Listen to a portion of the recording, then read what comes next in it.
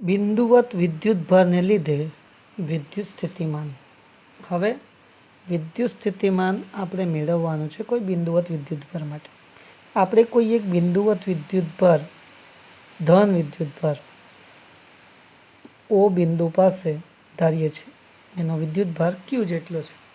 હવે આ વિદ્યુતભાર વડે ઉદ્ભવેલું વિદ્યુત ક્ષેત્ર એની આસપાસના વિસ્તારમાં છે. એનાથી કોઈ આર જેટલા અંતરે એક બિંદુ પી છે, જેનો સ્થાન સદિશ આર છે.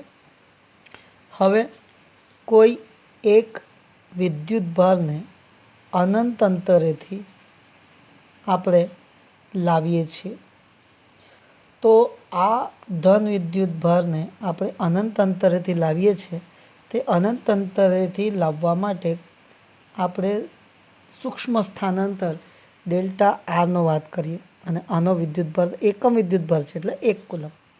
તો સૌપ્રથમ તો આપણે આકૃતિનું વર્ણન કરશું કે ઉગમ બિંદુની સાપેક્ષે ઉગમ બિંદુએ રહેલા એક વિદ્યુતભાર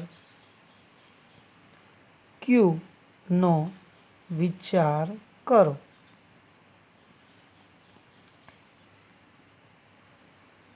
ક્યુને ધન વિદ્યુતભાર તરીકે ગણેલો છે.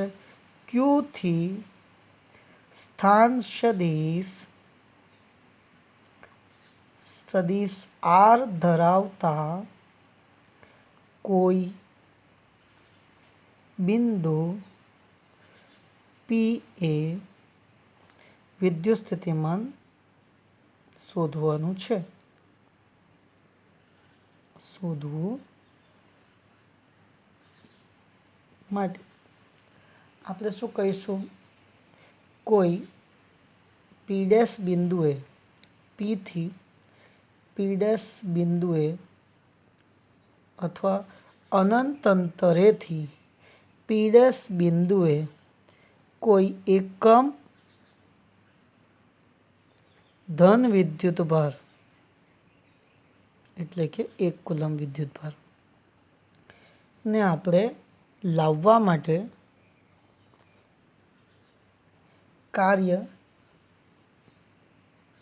કરવું પડે.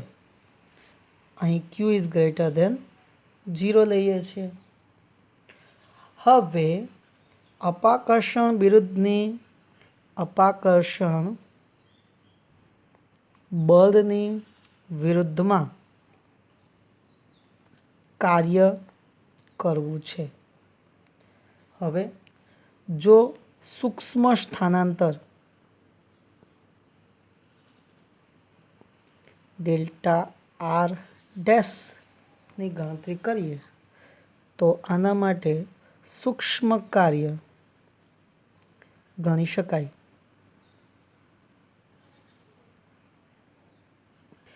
હવે લાગતું બળ, સૂક્ષ્મ બળ ડેલ્ટા એફ સદિશ બરાબર કે Q upon R square into R caret આટલું રહેશે. કે એટલે 1/4πε0 Q upon R square into R cap. આને આપણે આર ડેશ ગણેલો છે એટલે સમીકરણ નંબર 1 કહીએ. તો સૂક્ષ્મ કાર્ય કેટલું થશે, તો સૂક્ષ્મ કાર્ય ડેલ્ટા ડબલ્યુ બરાબર delta F dot delta R સદિશ. હવે કિંમત મૂકતા તો ડેલ્ટા એફ સદિશ અને ડેલ્ટા આર ડેશ આ બંને વચ્ચેનો જો આપણે ખૂણો ગણીએ તો બંને વચ્ચેનો ખૂણો કેટલો થઈ જાય, 180નો. એટલે delta F dot delta R cos theta ગણીએ તો minus delta F dot delta R થાય. હવે ડેલ્ટા એફ એટલે તો 1/4πε0 Q upon R dash square into R cap dash. હવે ડેલ્ટા આર માટે આપણે શું લઈ શકીએ, તો આપણે જાણીએ જ છીએ કે જો એકમ સદિશની વાત કરીએ તો એકમ સદિશ ડોટ ડેલ્ટા આર થશે. આઈ ડોટ આઈ એટલે 1 થઈ જાય. આ રીતે બી ગણી શકીએ અને બીજી રીતે બી ગણી શકીએ, આમ બી ગણી શકીએ. Delta F dot delta R, તો ડેલ્ટા એફની કિંમત મૂકી એટલે કે -1/4πε0 Q/r² ઇન્ટુ ડેલ્ટા આર સદિશ ડોટ ડેલ્ટા આર સદિશની કિંમત મૂકીએ તો delta R into R cap થઈ જાય. તો તે રીતે બી ગણતરી તો બી એ જ આવશે. આઈ ડોટ આઈ ગણીએ તો 1 થઈ જાય. તો Q/4πε0 r² into delta R, R DW થાય છે. હવે આગળ આ સૂક્ષ્મ કાર્ય આપણે આરથી, કેમ કે આપણે અહીંયા જે કાર્ય કરી રહ્યા છીએ તે r' અનંતથી આપણે r' પી બિંદુ પાસેનું ગણીએ છીએ. તો તેના માટે સરવાળાને સંકલનમાં પરિણમે તો આપણને કુલ કાર્ય મળશે. તો કુલ કાર્ય આપણને અત્યારે મળશે ઇન્ફિનિટીથી આર. તો તેની ગણતરી કરવી છે. તો W is equals to -integration ∞ R 1/4πε0 Q/r² into dr. કેમ કે હવે આપણે સૂક્ષ્મ કાર્યને ગણતરીમાં લેવાના છે. તો આ ડેલ્ટા આરડેસની જગ્યાએ dr લઈશું. હવે drની ગણતરી કરવાની છે. હવે આની અંદર જે કંઈ અચળ કિંમતો છે તેને આપણે બહાર લેતા -1/4πε0 અને q બાર કોમન 1/r² ઇન્ટુ dr. આનું શું થશે? -1/r ઇન્ફિનિટીથી આર, 1/rનું ઇન્ફિનિટીથી આરનું સંકલન -q/4πε0 -1/r -1/∞ આ પ્લસ થઈ જાય છે. તો શું બની ગયું?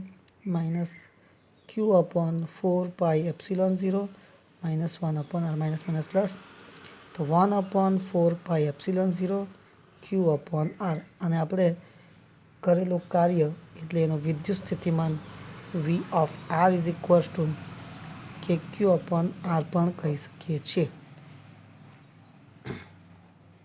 જે બિંદુવત વિદ્યુત ભારને લીધે વિદ્યુત સ્થિતિમાનનું સૂત્ર દર્શાવે છે.